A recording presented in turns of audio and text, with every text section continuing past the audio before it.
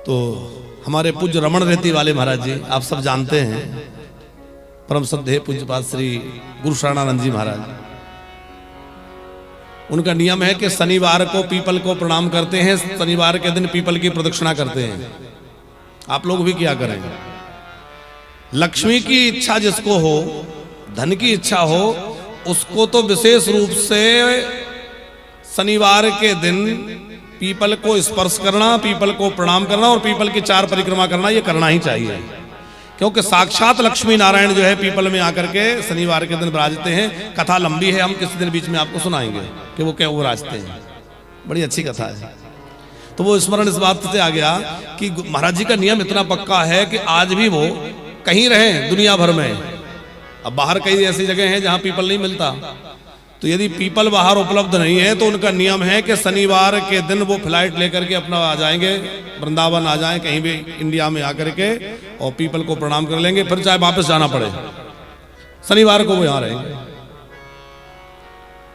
और नियम करने की बात वैसे हमें याद आया, तो उनका नियम करने का जो समय है, एक दिन कभी थोड़े दिन पुरानी बात है, उनका नियम का समय था और वो फ्लाइट में थे, तो उन्होंने सोचा कि यहीं शुरू कर देते हैं, जहां है वही नाम तो वही लेना चाहिए।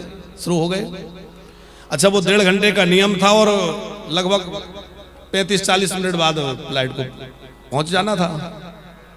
अब बीच में रुक जाता या कोई 1 घंटे में पहुंच जाना होगा, मान लीजिए वो समय कम हो रहा था, तो आप भगवान की लीला देखिए। वो नियम करने बैठे, हमारे मलुक पीठ वाले गुरुजी इसको बड़े अच्छे से सुनाते हैं क्योंकि उनकी बड़ी घनिष्ठता है। तो बोले महाराज जी ने नियम प्रारंभ किया और फ्लाइट के उतरने का समय हुआ, लेकिन ऐसा कुछ भगवत कृपा हुई, चमत्कार हुआ कि वो फ्लाइट को उतरने का वहां परमिशन नहीं मिली। वो चक्कर लगाता रहा।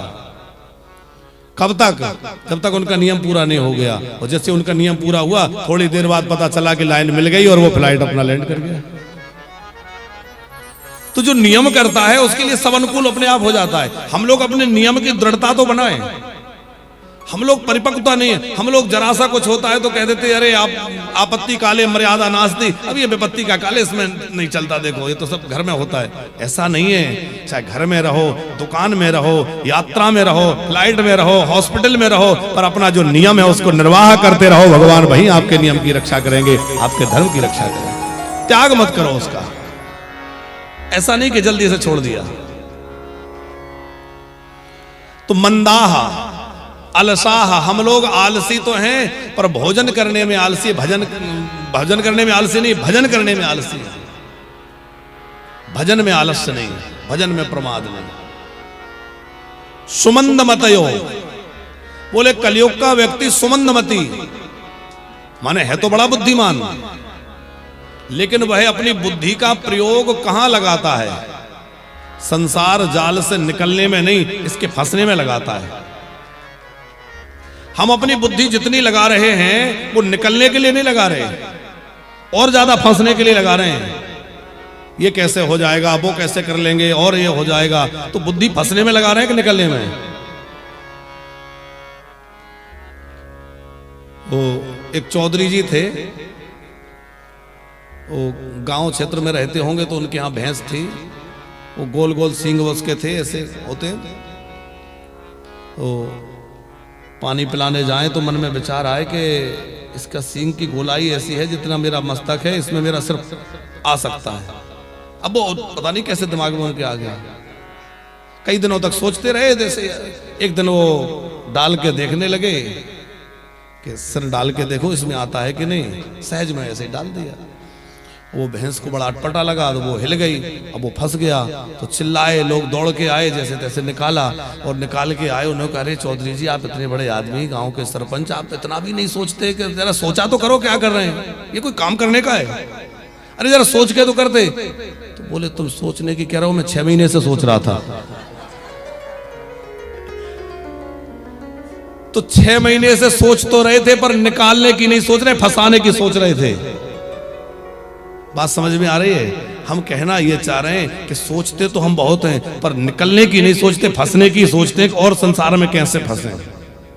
संसार में फंसे तो हम हैं ही, अब इससे निकलने का सोच, इसलिए कहा है सुमंद मतया, हमारी मति जो है वो बस उसी में लगी है कि हम कैसे और अपने इस जंजाल को बढ़ाएं। सब करते हुए भी इससे कैसे निर्लिप्त रहा जाए, इस पर विचार करना है। देखो, ना तो व्यापार करना बुरा है, न धन कमाना बुरा है। हमारी बातों का या भागवत के अर्थ का इस तरह से बिल्कुल अर्थ नहीं लगाना कि महाराज जी कह रहे थे इसका मतलब ये सब बेकार ना। बस ये है कि धर्म पूर्वक न्याय पूर्वक करते हुए निष्प्रय रहना है कि ये बस हमारा कर्तव्य है, हम इसको कर रहे हैं, पर हम इसी के लिए नहीं हैं, हम तो उसके लिए हैं, बस उसके लिए हमें भजन करना है। ये सब तो हमें संसार चलाने के लिए, व्यवहार चलाने, परिवार चलाने सब करना है, सब करें, पर मन वहां रहे। सरल सूत्र आपको कहें तो भैया शरीर संसार की सेवा में लगाओ और मन भगवान की सेवा में लगाओ, मन उनकी सेवा में रहे। क्यों? देखो, मन चेतन है, शरीर जड़ है, संसार भी जड़ है। हम लोग क्या करते हैं, चेतन मन को जड़ संसार में लगाते हैं और जड़ शरीर को चेतन परमात्मा की पूजा में लगाते हैं। अब थोड़ा सा बदलिए, जड़ को जड़ से और चेतन को चेतन से जोड़िए। शरीर जड़ है, संसार भी जड़ है, जड़ शरीर को जड़ संसार में लगा दीजिए और चेतन मन को चेतन परमात्मा में लगा दीजिए, बात बन जाएगी।